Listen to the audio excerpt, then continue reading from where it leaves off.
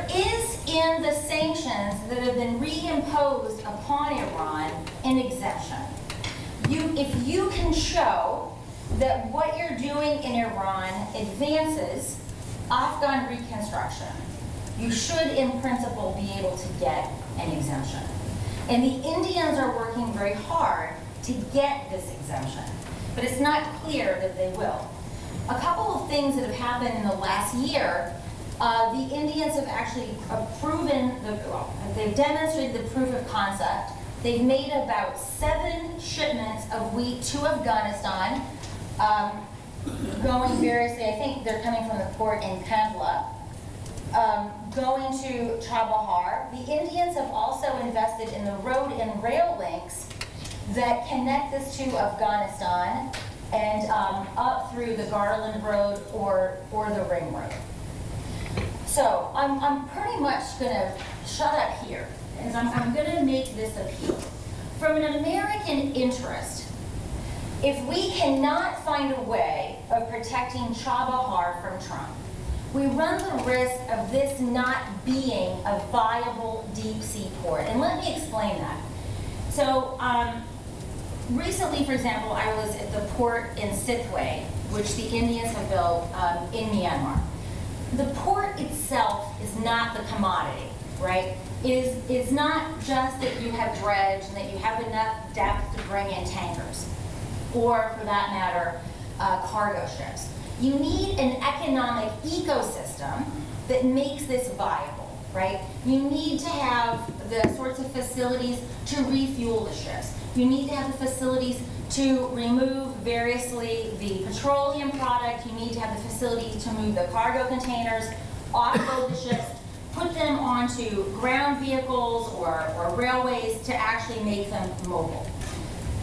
A year ago, before, actually now it's about 2 years ago, I was allowed to observe a trilateral with the Indians, the Iranians, and the Afghans in Herat. And this was before the Trumpocalypse. The investors were even then wary about building this ecosystem because they had not been given a green light by the United States. Well, now we not only not have a green light, we have a very serious series of red lights. The Trump administration is very committed to making commerce with Iran very difficult. But without this ecosystem, this port will be very difficult to thrive. Without investors like China or Russia, who are less exposed to the American banking system. Now, why you may be asking, does this matter for Afghanistan, right? Well, I'm going to make that very clear. Afghanistan is a landlocked country. Right now, its only access to warm waters is through Pakistan. And there are, in fact, treaties between Afghanistan and Pakistan for the movement of goods. The problem is that Pakistan has not often been very helpful in allowing Afghanistan to use Pakistani territory for the movement of goods. And in particular, Pakistan has taken advantage of its geography to preclude India from engaging in heavy trade with Afghanistan, because it's not going to let India move things through.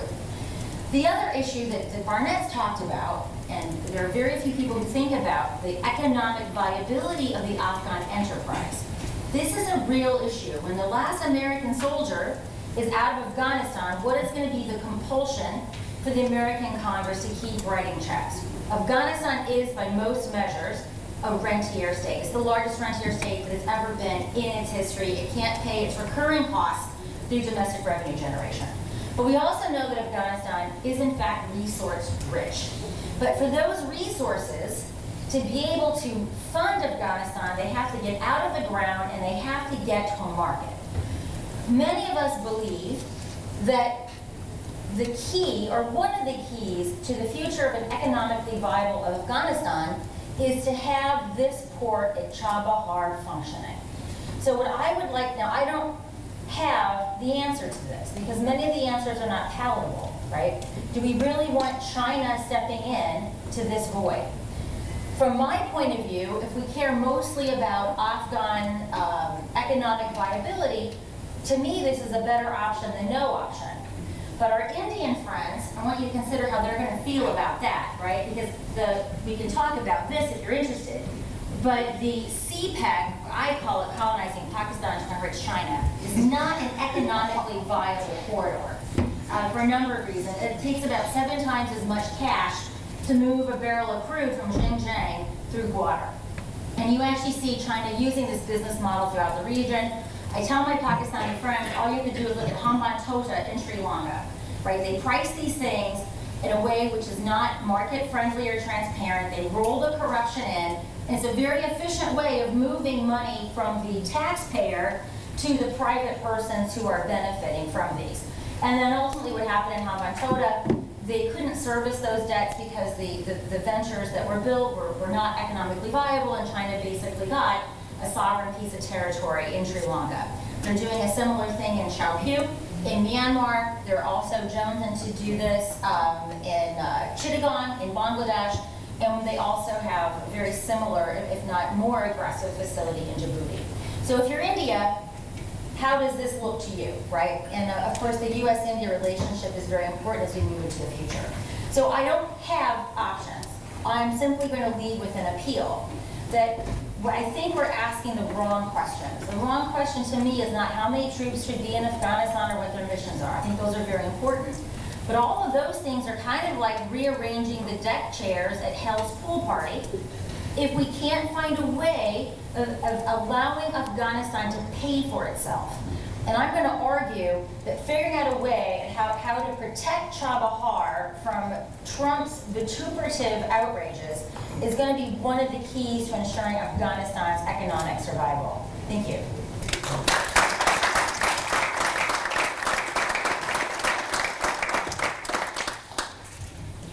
Now, going on, following quite closely, Dr. Antonio Giustosi, visiting professor at King College London, also an associate professor, associate fellow at RUSI, someone I followed for quite a long time on Afghanistan. Antonio, the professor one more time should. There it is. The floor is yours, sir. Thank you. And while the title of my talk is The Shape of Peace to Come, is the red carpet about to be laid out for inclusive, democratic, and enduring peace, or are things more complicated? Probably can guess an answer, normally yes, to this question. Yes, it's going to be more complicated. So, but let me elaborate on this. This question is relevant, what shape the peace to come will take. Exactly because, as the previous speakers have said, there's probably now more serious progress towards some kind of peace negotiations in Afghanistan than ever before since 2001. That doesn't mean that there will be peace negotiation, but they're more likely than they've been before. So I think it's about time to start thinking about where that could lead. I think, so the focus of my talk is going to be about the way peace could look like, but I need to say something about the process that is leading that direction, because I think that some recent developments are actually making that process more likely, but also changing. They're going to change very significantly the shape of the process. In fact, in a sense, this development started already in 2016, but there's been some acceleration in recent months. I think that essentially, if peace will come to Afghanistan, is not likely to be through a diplomatic process led by the United States of America, because I think that's not acceptable to some of the key players in the region. And I think this is an assessment that clearly the Russian government shares with me. I know that I discussed with them the matter, but clearly the way they position themselves, they seem to think that there is space for Russia to take the diplomatic lead for a resolution of the Afghan conflict. Why? And there are a number of reasons. The first one is what the Russians consider the resounding success in Syria. If you were looking at Syria at the end of 2015 when the Russians went in, you would never imagine that 3 years later Syria would be where it is now. Now, you will not like the way Syria looks now, but from Russia's perspective, that's probably a success that has exceeded their expectations. And then many countries in the region also consider success, not all of them, but it's not only Russia to see that as a success. So the Russians think that demonstrated some diplomatic and not only diplomatic skills and expertise that can be brought to bear somewhere else as well. And of course, the reward for Russia is to raise the diplomatic profile internationally. If Russia can demonstrate they can be a positive player, that can offset to some degree other things that the Russians have been doing and not quite as ambitious as conflict resolution. So the Russians are not gonna lead any peace process on their own, and they've been from the beginning engaging with a number of other partners. The key partner from the Russian perspective is China, because this China who, in the Russian intent, is going to pay the bills. The Russians can provide diplomatic skills, they have long experience in Afghanistan, they developed deep intelligence network that fits them with information on the ground that China doesn't have or doesn't have to the same extent. We don't have the same kind of diplomatic expertise, particularly in conflict resolution. But the Chinese have deep pockets that the Russians don't have.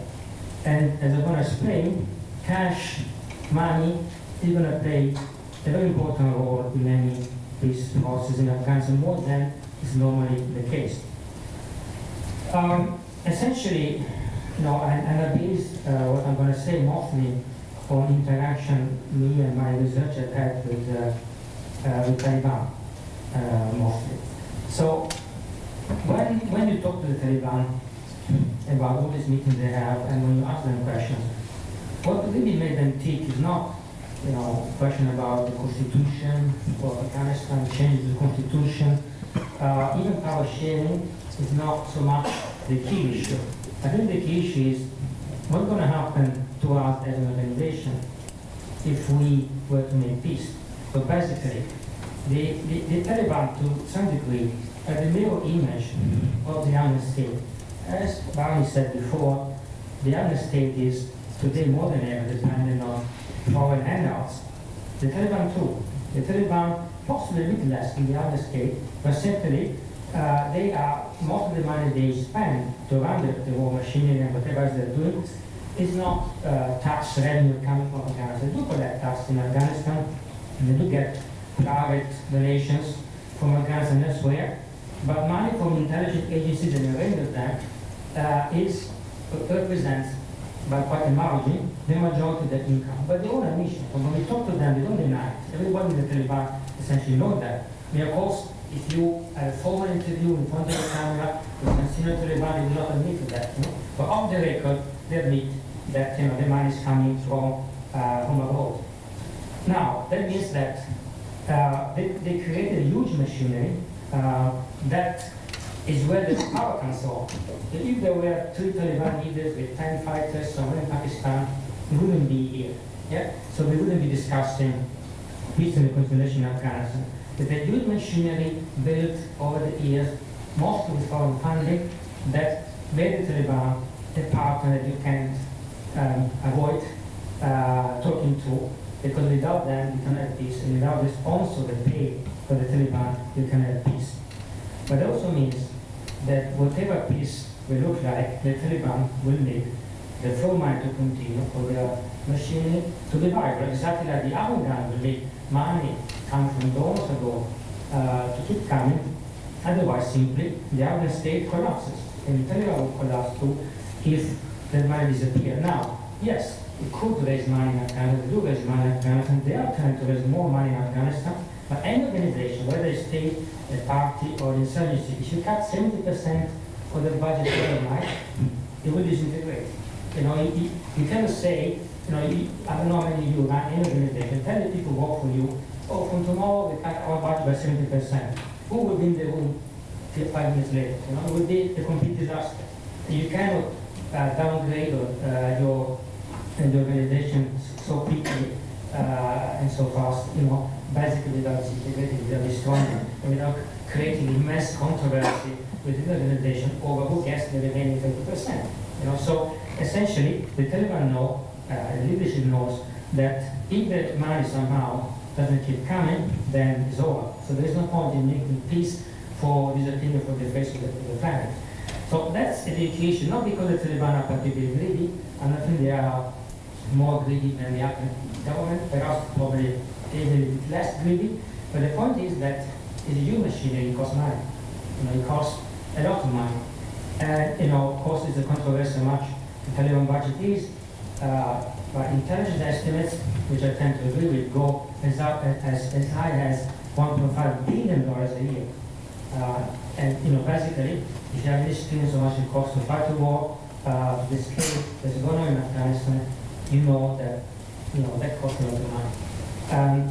So, for the Taliban, the real issue about peace, there are many other issues, but the key issue is who's going to pay our bills once peace comes? Because the people who pay our bills are not paying for us to sit at home and run elections. They will lose interest in us.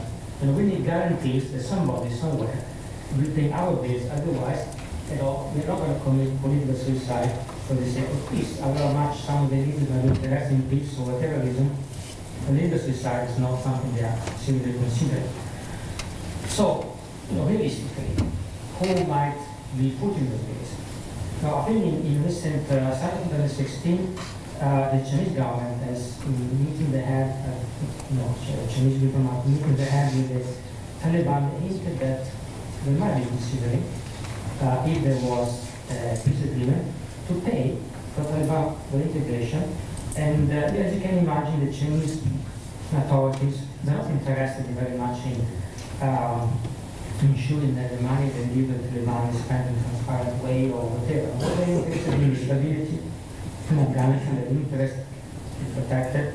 What they want to do with that money, they don't care. They don't care about the Afghan constitution, about women's rights, political rights, election, not election. Why would they?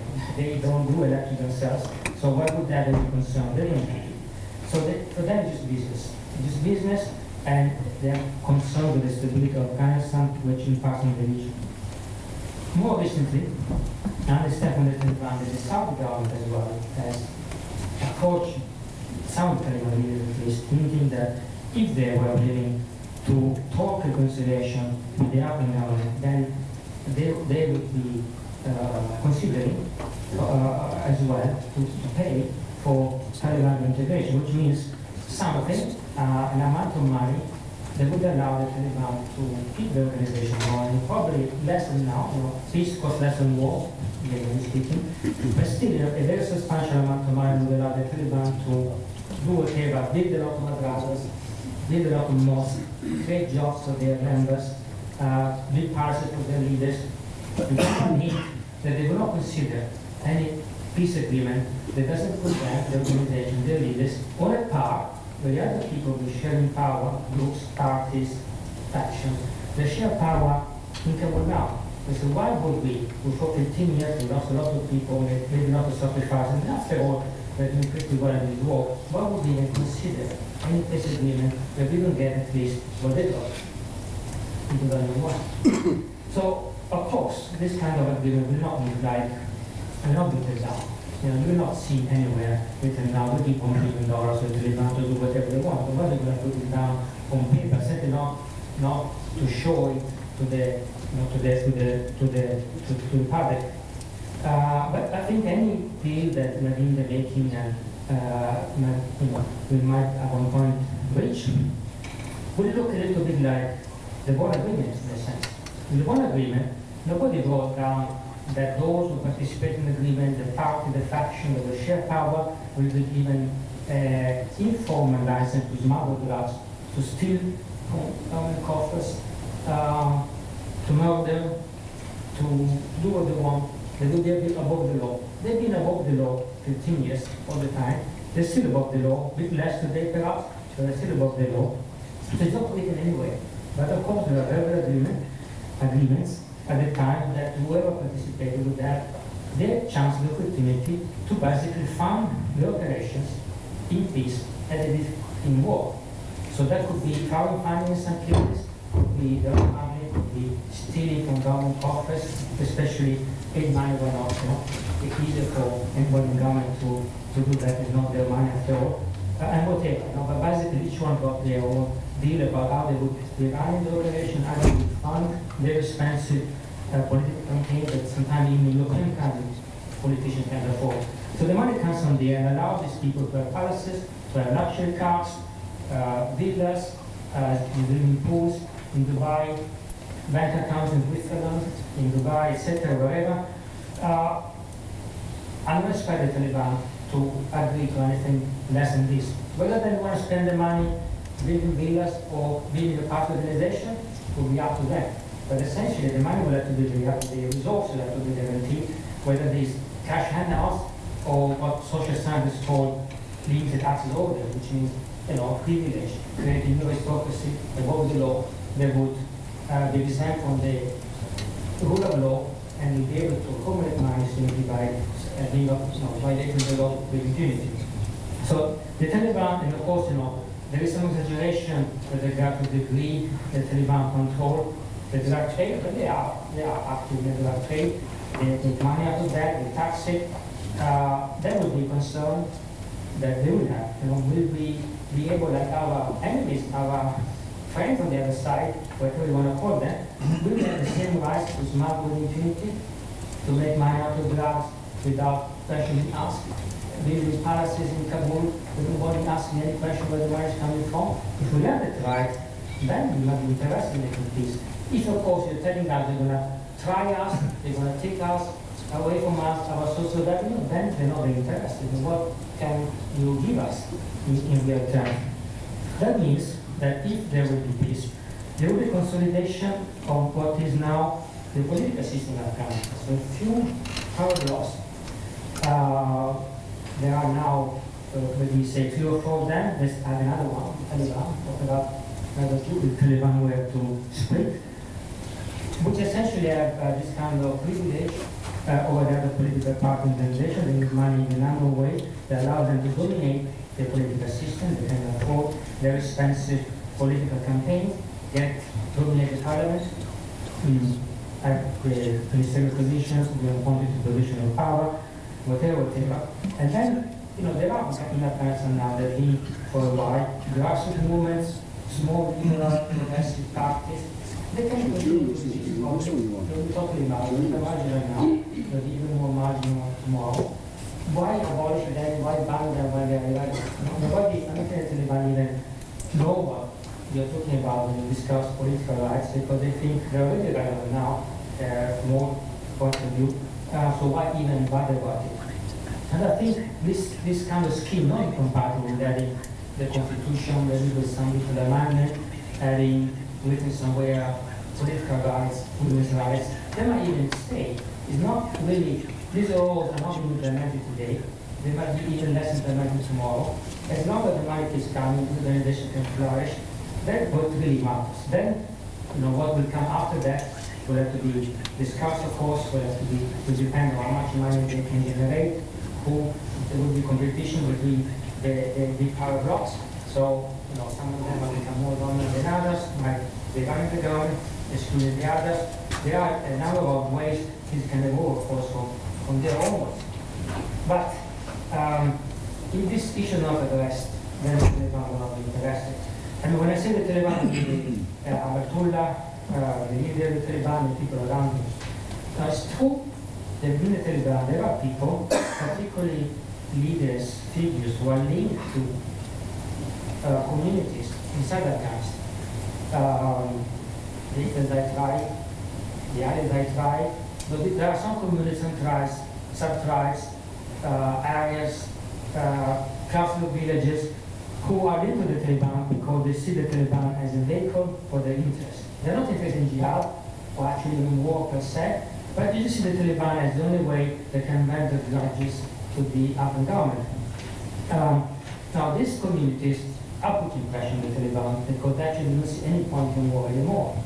These are the people who fraternize when they get agreement. These are the people who now are becoming a kind of lobby within the Taliban, a powerful lobby, increasingly powerful lobby, who's pushing for some kind of peace and reconciliation. But they're not the ones who decide. They're not the ones who take the decision. They want to make appointments with the commission, which are the executive organs of the Taliban. In the Rubber Sugar, the Taliban tell us now that probably almost 2/3 of the members are in favor of talks with the Afghan army, so not just with America, but also with the Afghan army. This I think is important, but it's not necessarily too relevant because these 2/3, it's not that this decision is not taken at the majority vote. So basically, whenever Tura decides what to do, it doesn't need to have a majority in the Rubber Sugar, the leadership council of the Taliban, before he decides whether he wants to talk to Kabul or to the Americans or whatever. So there is a consistency that's been forming for some time. In fact, since 2014, the large majority of the Taliban has not been fighting at all. So the fraternization of the ceasefire, is new that it was open fraternization, people meeting and embracing each other. But essentially, it's been years that the majority of the Taliban, particularly the local Taliban militia that exist in areas where they have local support, they're not been fighting for quite a while. In fact, the last time, for example, the shadow governor Helmand participated in fighting was in 2016, and then he pulled out of the conflict. Many of them pulled out even before, in part because they now live in areas which are remote, where the government doesn't exist anymore, there's nothing to fight against, but also because of that, this war is no longer very interesting. So there is a constituency there of people, power constituency within the Taliban who will also enter the war, but not the ones who decide. They're not the ones who receive the money from abroad. They collect their own local taxes, their own source of revenue. Of course, one could think, maybe there is some potential there for attracting these people, for getting them to leave the Taliban, if of course they think that on the other side something interesting is offered to them. But that actually doesn't resolve much, because as I say, they're not being fighting. They're not the people taking Ghazni, taking Farah, assault in Ashgabat, etc. So the Taliban have been shifted from a guerrilla war to a conventional war. These local militia are not of interest to them anymore. They reduce the funding for them. For them, they are expendable because they're strategically irrelevant. Militia in some remote villages, what they need for them. It was useful to fight the American army because they were fighting defensively. But now they're moving towards conventional war and in one force, well trained to infiltrate and take the cities. And more the military budget is concentrated on these forces. So the war will not be affected by whatever this community will do or not do. Political code may be different. So, just to conclude, I think it's likely that, at some point anyway, peace will come to Afghanistan. It might not look like the kind of peace that the United Nations, for example, would like to see happening. Maybe it will not be from far and red carpets being laid out. It will be about dirty deals being made behind the scenes, which is not perhaps so uncommon in peace agreements. There are always two histories of peace agreements with the written official one and an unofficial one. Probably in this case, the gap between the two might be a bit wider than usual, but it's not completely something completely new. I think, and someone before me mentioned, diversity interests will have to be secured if you want peace.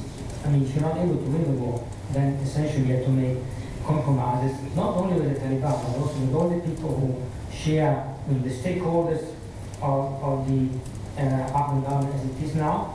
They also will want the East to be protected. If you tell them you have to sacrifice a big chunk of your revenue or your position of power to make space for the Taliban, they're not going to be very interested. Especially if they think that there's an alternative to continue the war, which will be quite profitable for them.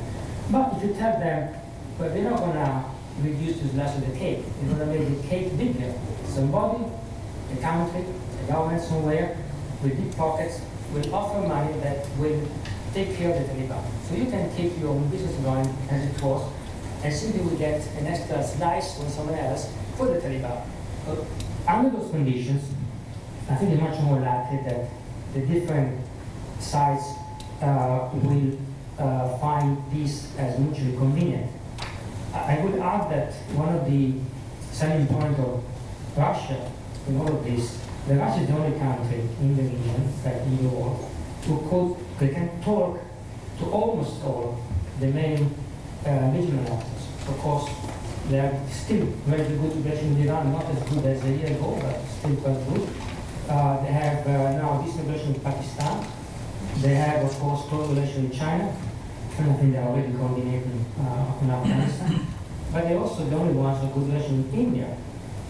So Russia can present itself as the one actor that can take everybody's interest into account and come up with some kind of formula that gives something to everybody, even at the regional level. Of course, not something easy to do, but at least they can talk to the different actors, whereas some other potential mediators like America, for example, are not even talking about it very seriously. So that's a big selling point for the Russians.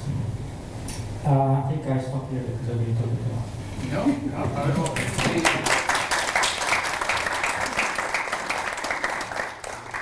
I think in the first instance, what we'll do is I'm going to forego my privileges as the chair so we can really open it up to discussion.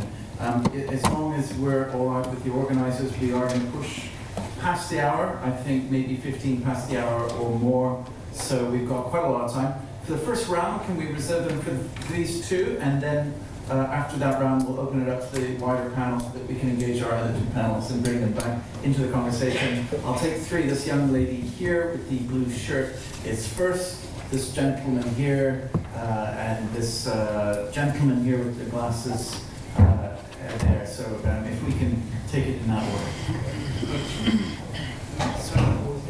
Oh, yes, he has been patient. Oh, yeah. I didn't see your hand, sir. Can we have it as point? Oh, yes.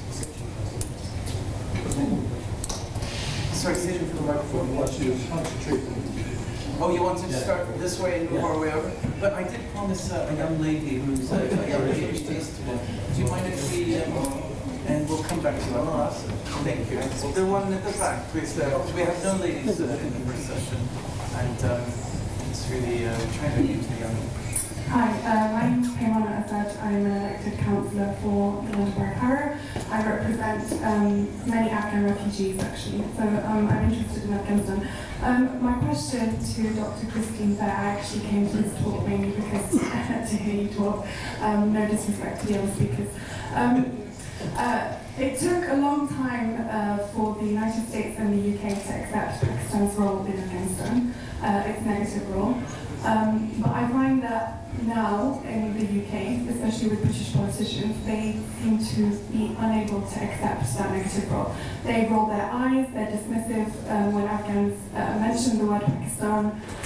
So I would like to know what you would say to them to make them change their minds. And for Antonio, my question, sorry, I'm going to take advantage of this. My question is, you mentioned Russia at the end. A lot of Afghans would not be very happy of their involvement in any process in Afghanistan. So what does that look like for you, and how much involvement are we talking? Thank you. Here, and then we'll go to the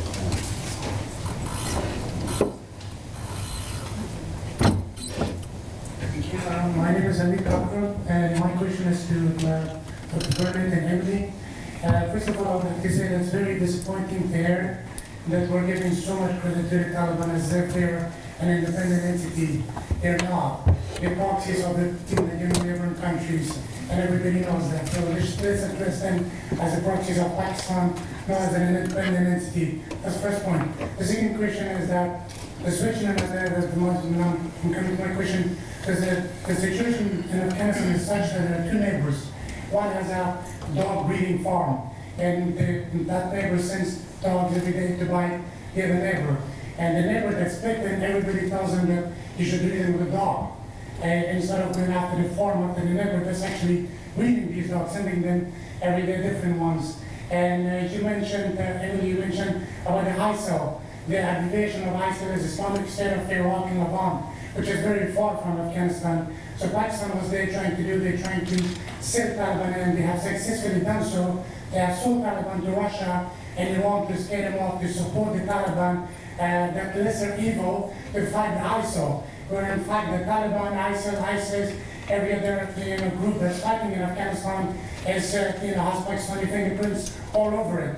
So can you please address that the problem is actually Pakistan? We were talking about it with my Afghan friends that Taliban cannot even run a shop, they cannot even run their own house.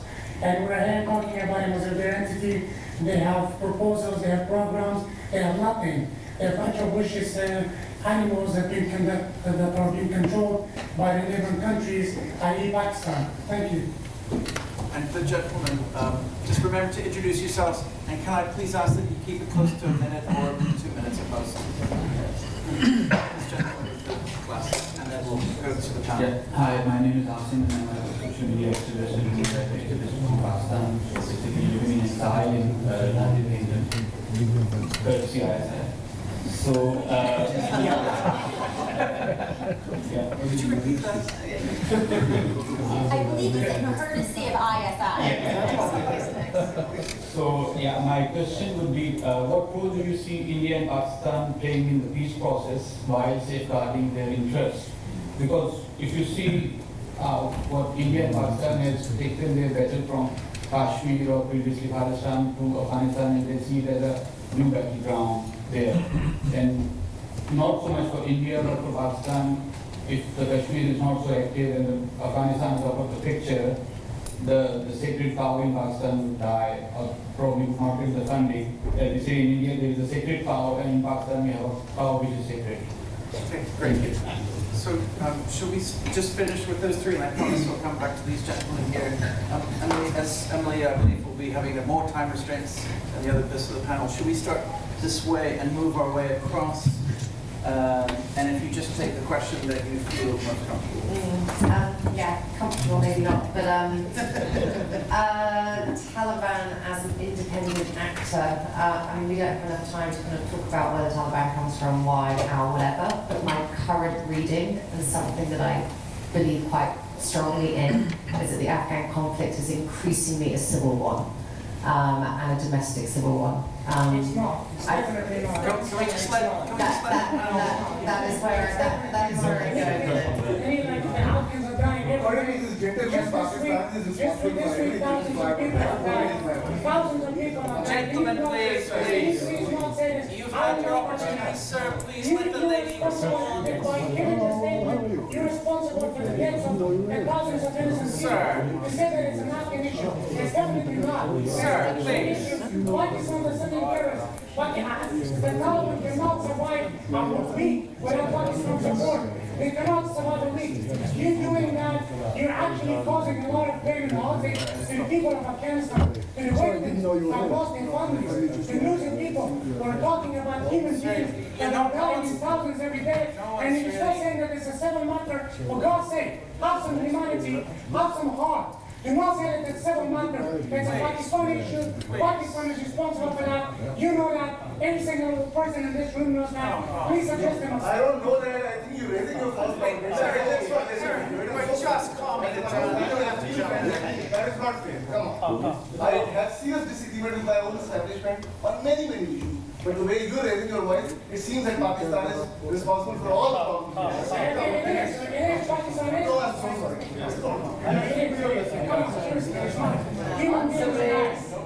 Let's have the answer. Thank you. Look, as I said in my talk, there is no independent political actor in Afghanistan. Thank you. But that includes the government, as well as the Taliban. But that doesn't mean they're puppets either.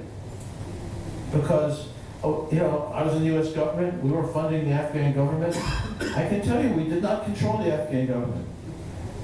Pakistan is hosting and supporting Afghan Taliban. They do not control the Afghan Taliban. Because human beings are like that.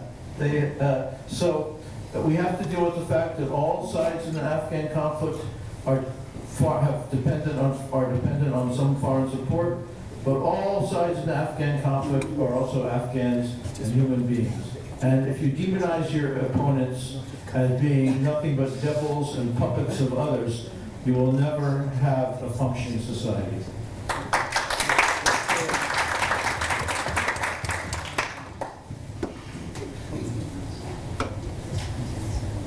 Well, on Russia, it's true, I'm sure that many Afghans might not be happy about the Russian involvement, but they're also not happy about Pakistan involvement, the Iranian involvement, etc. So either you want peace or not.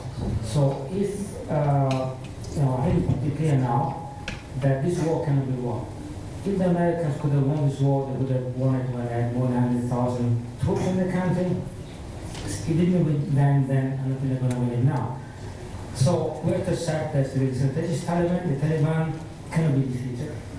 Now, the reason for that, I think it's true that they enjoy massive external support, but the Taliban said, you know, even the Afghan wouldn't last a week without American money and European money. So nobody, no main political player inside Afghanistan will last very long without money coming from outside.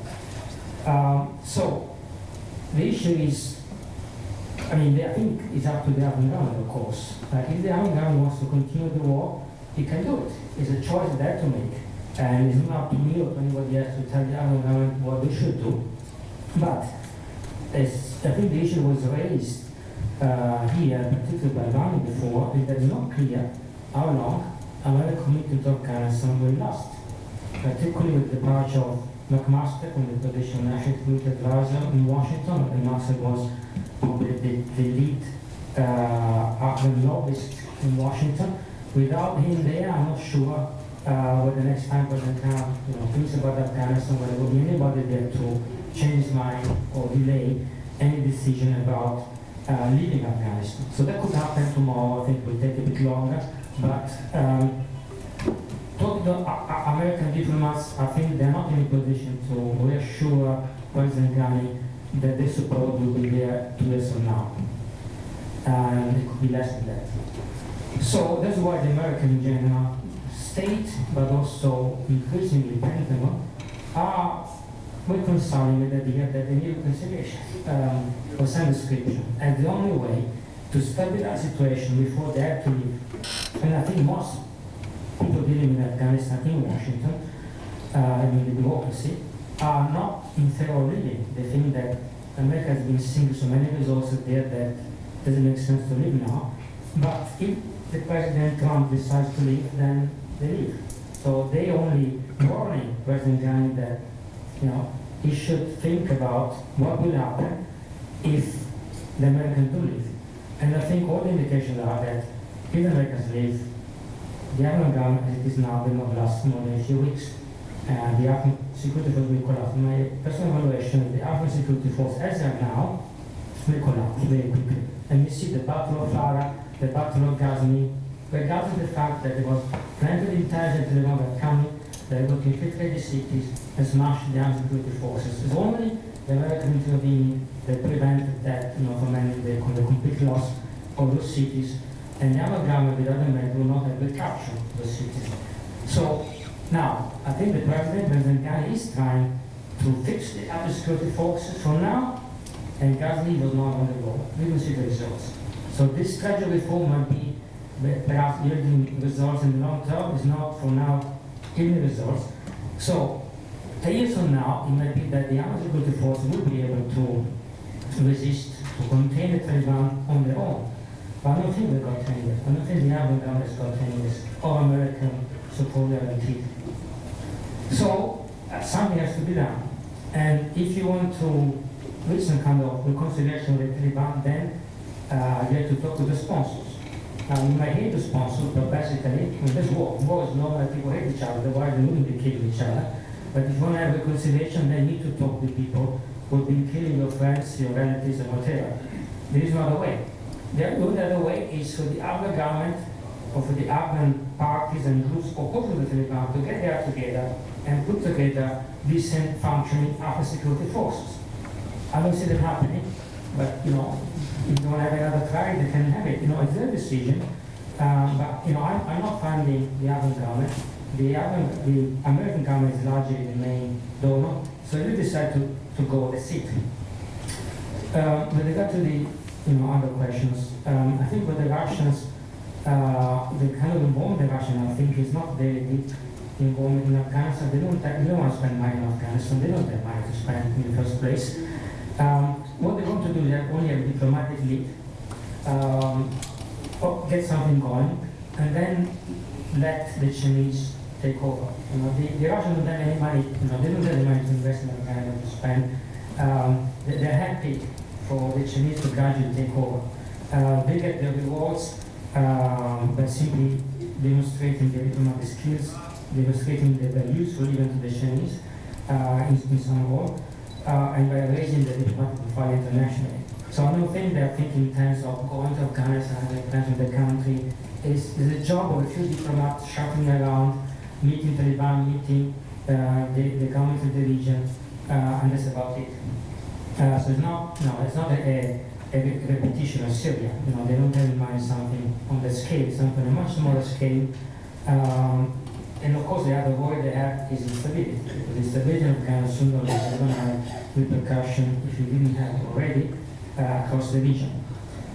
It's clear to me that if the Russians decide to go for reconciliation, they will drag the Iranians. I don't think there's anybody else who can drag the Iranians in. The Iranians don't want reconciliation of Afghanistan right now, but the Russians can drag them in simply because Iran is already too isolated to say no even to the Russians. So they have to say, like in Syria, they didn't want any agreement with the Turks in Syria. They have to accept it because basically they can do without Russia, particularly nowadays. So they have to say yes, and I think they will say yes in Afghanistan too, however reluctant they might be. And that's the main issue because you can find other ways of putting pressure on Pakistan or other countries, but with Iran, the only country that can really convince them to join any kind of reconciliation process is Russia. Christine, would you like to answer any?